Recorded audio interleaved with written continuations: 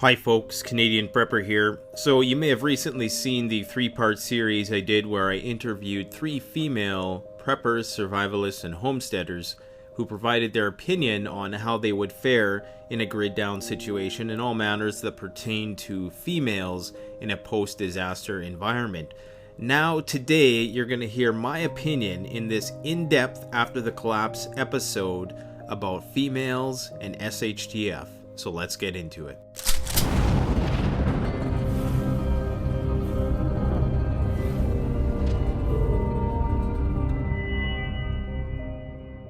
Don't forget that you can show your support for the After the Collapse series by liking, commenting, and sharing these videos on other social media platforms. Enjoy the video. So sex and gender in an after the collapse situation is a complicated and controversial issue to say the least. You're never going to please everybody with your opinions. It's a very contentious and divisive issue. It would appear, as evidenced in some of the comments that I received on the videos that interviewed the 7 female YouTube preppers, who had a diverse array of opinions on the matter. Some of them adhered to traditional gender roles, and some of them were more modern in their prognosis of what might happen with the fair sex in a shit hits the fan situation. I'm sure if you stick around for this discussion, you'll be inspired, possibly offended, but hopefully intellectually stimulated on some level.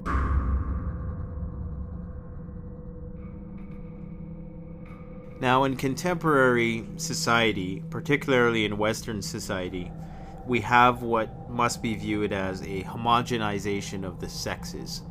And we need to discern between sex and gender. Sex is the physical differences between men and women, and gender is femininity and masculinity. Now, typically, these have been aligned throughout the course of history in that men with the physical traits of a man, with male genitalia, exhibited masculine traits, and female with feminine genitalia would exhibit feminine traits. It's become more socially acceptable now to have overlap between those. With the whole transgendered movement and all of that, the lines have become somewhat blurred with respect to what's expected of men and what's expected of women. And this is understandable when you think about what's required of us to survive in an urban environment.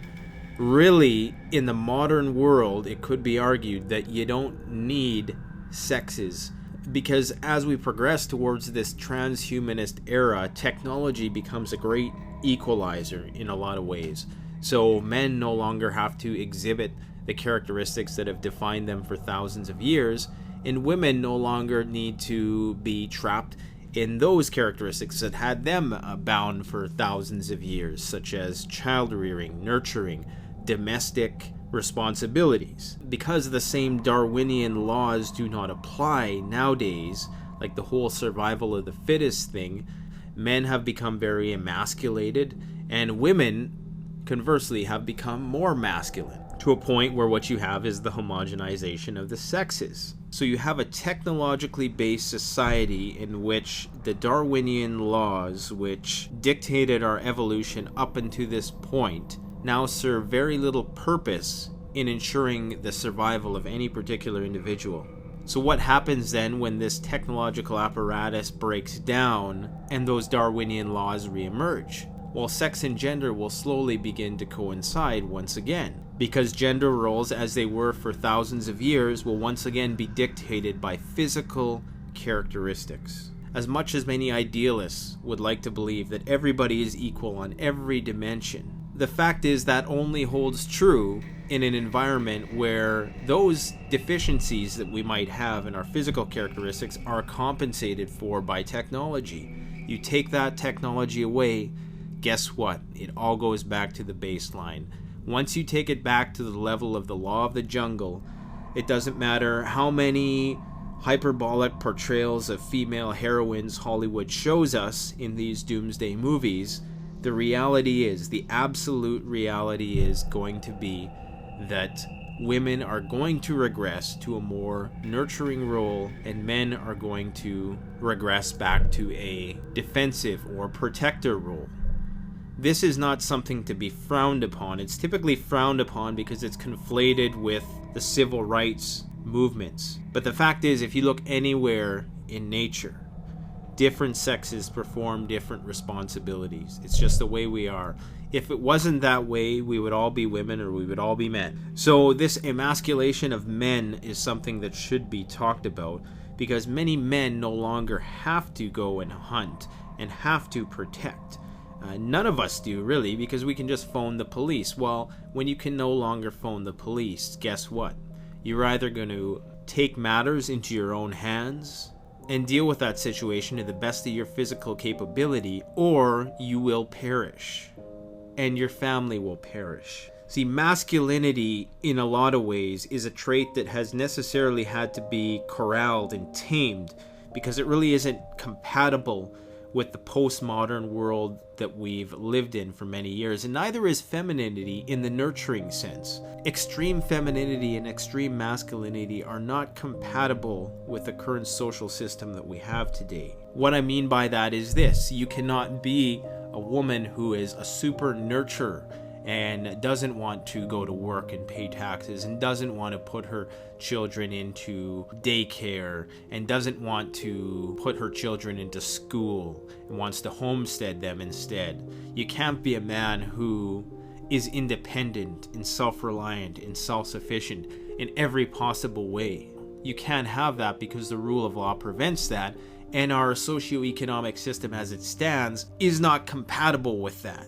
So extreme femininity and masculinity are gone. But let me tell you something. In the instance of a grid down, shit hits the fan situation, that is going to retract as fast as an elastic band that's had the tension released. See, masculinity is resistance, strength, dominance. These are no longer traits that are commanded by the environment that we inhabit. Femininity is nurturing, acceptance, openness, caring. These are traits which are not needed by the current environment in which we live, where everything is dictated by a law or enforced by an enforcer. To be good consumers in this society that we live in, we have to be emasculated as men and masculated as women to some degree. This is even held true to the point where people don't want to have children anymore. And if they do, it's totally blown out of proportion in terms of the actual responsibility that it would entail. 60 years ago, people would be having 10, 12 children, and it wouldn't be a big deal at all. Now, people have one child, and they have absolutely no idea how to raise that child. They need a book for everything. The nurse has to come and show you how to do this and that and this and that. Our instincts have eroded in this technological civilization that we've created for ourselves. What remains of the masculinity of old is guys who go to gyms or partake in sports, preoccupied with things like security and law enforcement. And arguably a big part of the survivalist and prepper movement is a screaming out for that yearning for us to release our inner beast. It's been put in different boxes, whether it's sports or gyms or martial arts arenas. All of that has been channeled and tamed into something which is socially compatible. But guess what? Once the seams burst and the threads come apart and the civilization as we know it collapses, that's all going to change, and it's all going to be unleashed asunder in the streets once again. And as for the women, the same thing holds true. Women are no longer going to be able to entertain the illusion of hyper-independence that so many do in the modern day. It's just not feasible in a world like that without rule of law. Many women nowadays rely on the justice system to protect them because they don't have men in their lives to protect them as they did in the past. People were self-reliant in the past. There was no police to phone if things went wrong. You defended yourself. And I'm not saying that women can't defend themselves at all. I think that in many ways, any vestiges of technology that remain with respect to firearms and other weapons like that are going to be great equalizers, especially for a woman who's trained to use them compared to a man who's trained not to. It's pretty obvious who's going to come out the victor in that dispute. So in terms of gender roles, I can absolutely say without a doubt that it is going to go back to the way that it was naturally assorted. Now, there's something that's going to get a lot of women in trouble, and probably a lot of men in trouble, but for different reasons. The emasculated men run the risk of overemphasizing certain threats, and the emasculated women run the risk of underestimating many threats, because Hollywood has done a great job with displaying women in heroine-like roles.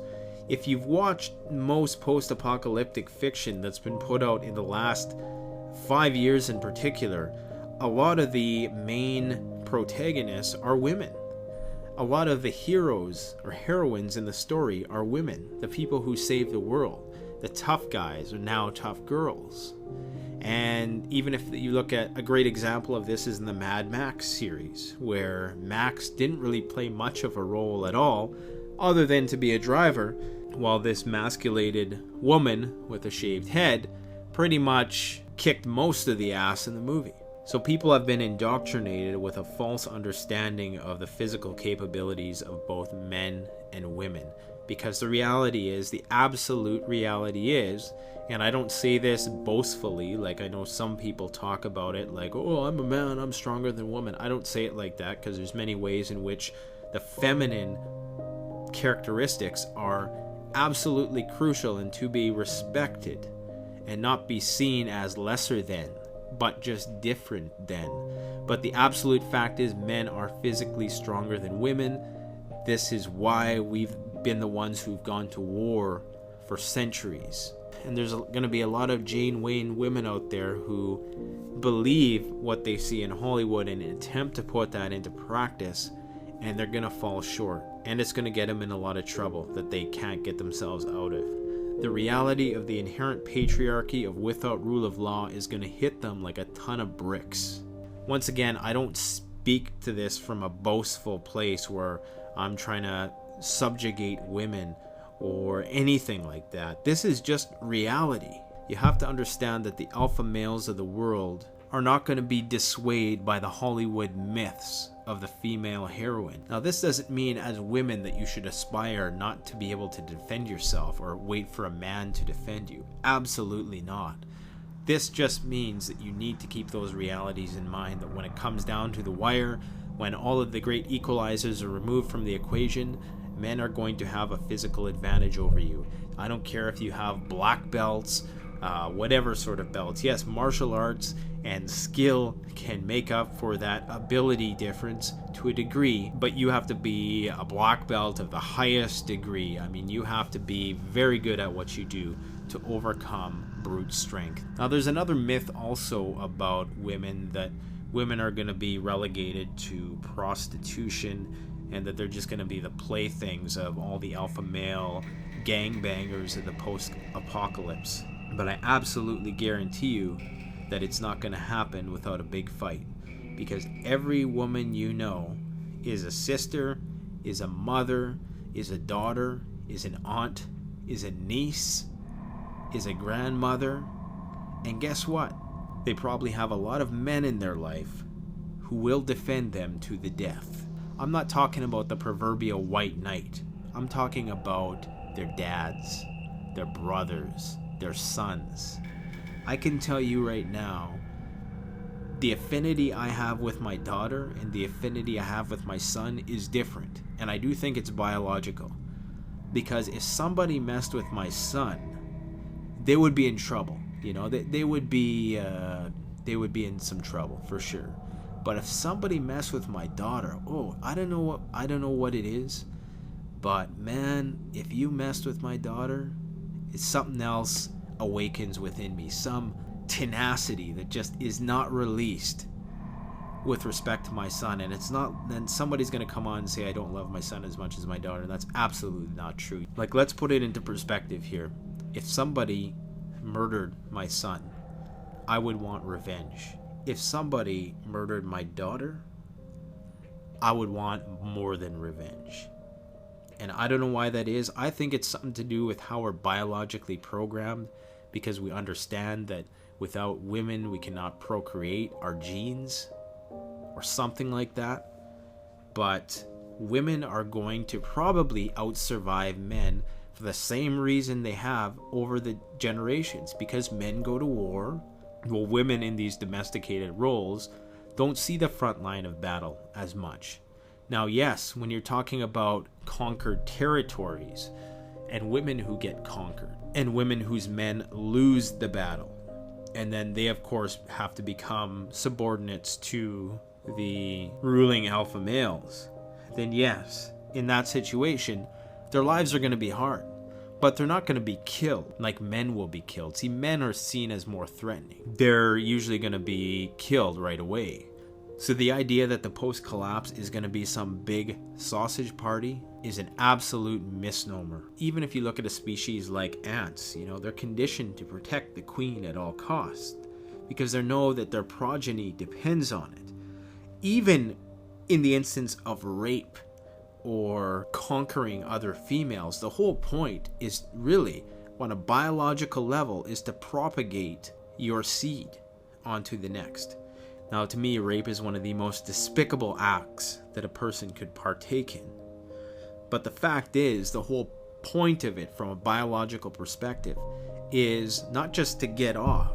In a collective unconscious sense, it's to spread the seed. Now, there is, of course, a catch to that. If there's females who are not carrying your children, then yes, they may well be targeted for termination because they're not carrying your seeds.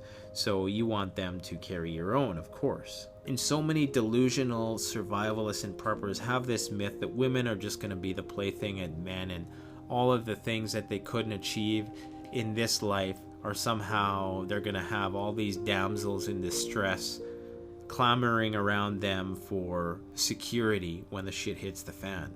That's not going to be the case. Now, there's another aspect of women in the post-collapse environment that needs to be addressed. And because of this homogenization of the sexes that I've talked about, a lot of women are going to be overestimated by men. And the ones who aren't are still going to be underestimated. Now, one of the female YouTubers that I interviewed talked about how she felt that women might fare okay due to this chivalrous idea that women are often seen as weaker, so they don't pay you as much attention, perhaps. Whereas men, you're perceived as a threat right away because you're a guy. Women are typically perceived as less of a threat. So that women who are wise to that and who are survivalists and preppers may actually fare much better than your average female. This is that gray woman philosophy.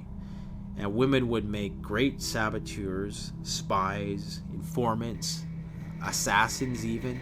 Could be used for espionage to infiltrate various groups. It could be moles, shills, any sort of subversive character like that.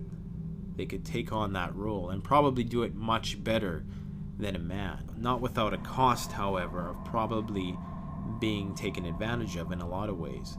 And this was something that was prevalent during the Vietnam War, where some of the Viet Cong women would sleep with and court some of the GIs, and if they landed a higher ranking one, they would try to gain some intel from them, or maybe even just kill them.